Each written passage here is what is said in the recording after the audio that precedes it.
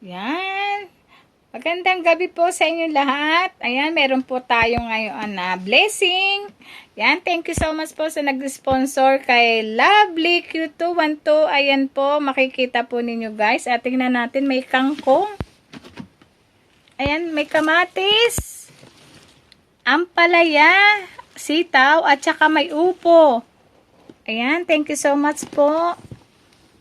At meron pa pong pipino, may sili, ang dami po. Ating tatanggalin. Yan, maraming salamat. Yan, marami pong kamatis, oh, ganda. May sitaw, ayan, kung nakikita po nyo. Ayan, ang kamatis. Oh, diba? Ang sarap yan, oh. Ang sarap.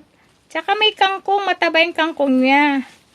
Ayan, yung sitaw, at tsaka may ampalaya. Ay, ano na yung ampalaya, oh. Kailan lutuin ako na pala ngayon.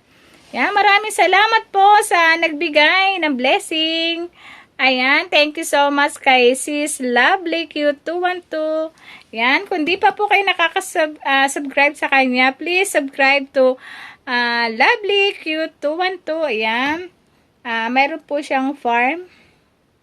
Ayan, yan po yung inaano niya.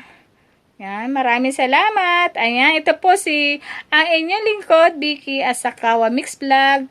Yan, please support sa akin pong munting bahay.